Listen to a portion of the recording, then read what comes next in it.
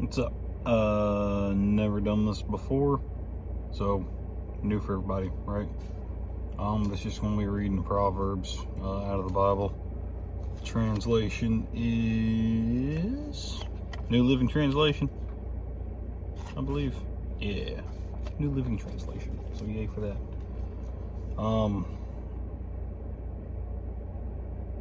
So let's jump into it. The purpose of Proverbs. These are the Proverbs of Solomon, David's son, king of Israel. Their purpose is to teach people wisdom and discipline, to help them understand the insights of the wise. Their purpose is to teach people to live disciplined and successful lives, to help them do what is right, just, and fair. These Proverbs will give insight to the simple, knowledge and discernment to the young.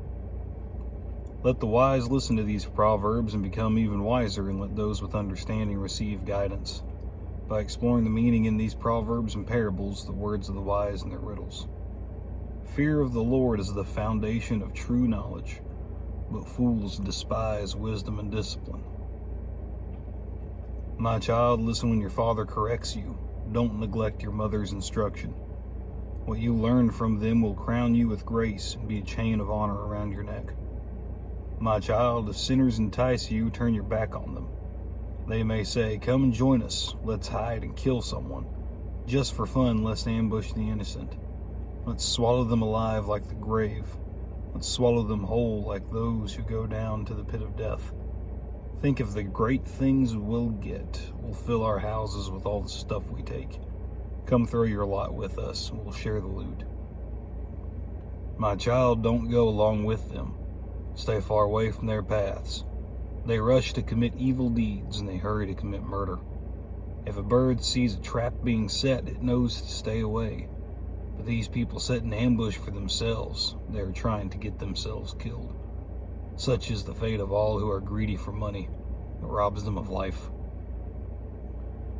Wisdom shouts in the streets. She cries out in the public square. She calls to the crowds along the main street, to those gathered in front of the city gate. How long, you simpletons, will you insist on being simple-minded? How long will you mockers relish your mocking? How long will you fools hate knowledge? Come and listen to my counsel. I'll share my heart with you and make you wise. I called you so often, but you wouldn't come. I reached out to you, but you paid no attention. You ignored my advice and rejected the correction I offered.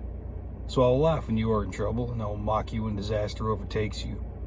When calamity overtakes you like a storm, when disaster engulfs you like a cyclone, and anguish and distress overwhelm you. When they cry for help, I will not answer. Though they anxiously search for me, they will not find me. For they hated knowledge and chose not to fear the Lord. They reject my advice and pay no attention when I corrected them. Therefore, they must eat the bitter fruit of living their own way, choking on their own schemes, for simpletons turn away from me to death. Fools are destroyed by their own complacency, but all who listen to me will live in peace, untroubled by fear of harm. That's Proverbs 1. I think some lessons to learn from it is you need to be careful who you hang out with. Be careful what you do with your friend group. I got it underlined here. Therefore, they must eat the bitter fruit of living their own ways, choking on their own schemes. Everybody's got freedom of choice. What you don't have is freedom from consequence. If you choose something that will result in death, death is what you're going to get. Whether it's a physical death where your heart stops beating and you ain't breathing anymore, and you start to rot. Death of a friendship, the death of trust between you and somebody else, anything like that. Eat the bitter fruit of their own way. Yeah. There's another proverb later that talks about how for man, you can pick a way that seems right to you and worldly might actually make sense a little bit, but as far as divinely, not so much, and it will result in death. Because it ain't what you need to be doing, even if at the time it seems like it, right? And it's your way and it makes sense for you at that time. That doesn't mean it's the right thing, right?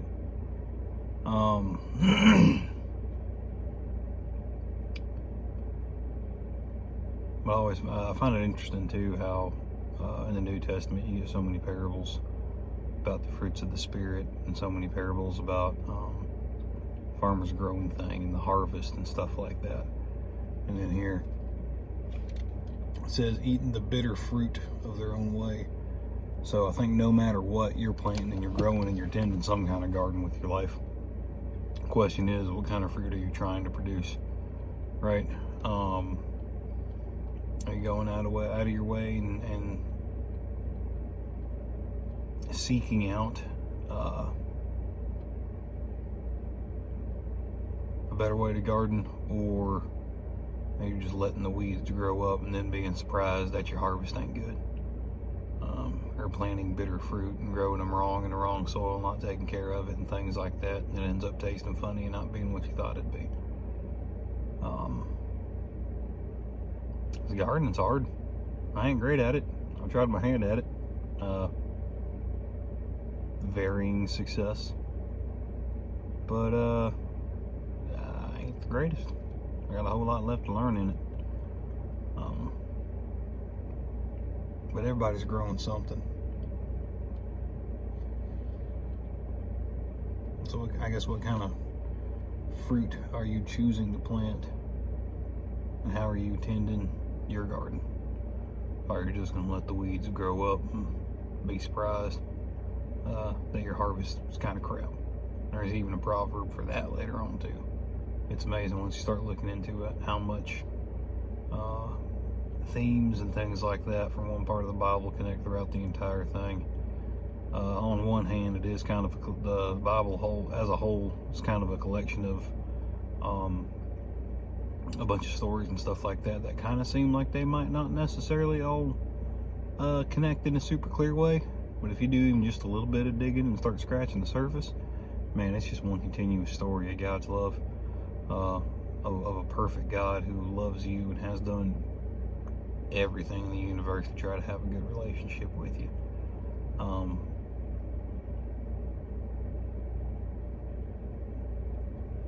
Yeah, it might seem like he was harsh at times, but I think that's just because he is a just God, and can't stand sin. Sin cannot physically or spiritually or in any realm survive his perfect justice, right? But he is also a God of infinite love and infinite grace and infinite mercy. And so he has provided ways for us to be able to get back to him. They ain't particularly easy, but I mean, people will accept when you say, like, oh, if it's easy, everybody would do it, right? Whenever you talk about sports or going to school or anything like that, but it's funny, you start putting that in a spiritual context and people want to start getting all kinds of uppity and pissed off and mad that salvation ain't easy, I have to follow these rules. Well, that ain't fair. You're right, it ain't fair, because what's fair for you is that you have sin that you can't get rid of no matter how good you think you are, and you'll never get into heaven. That's what's fair. What's fair is that whenever we had corrupted and evil flesh on the world, and everybody was just loving their sin so much that all of humanity got wiped out with the flood, that was fair. But even then, it wasn't fully fair because Noah and his kin survived.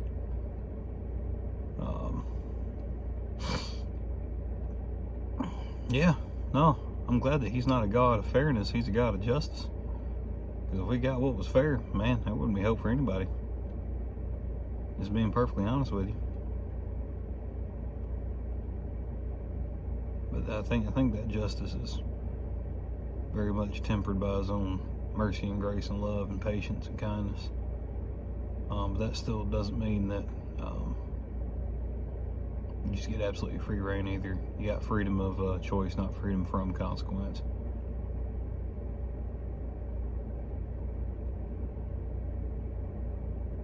Yeah. But anyways, we'll do Proverbs 2 at some point. So have fun, kids. God bless.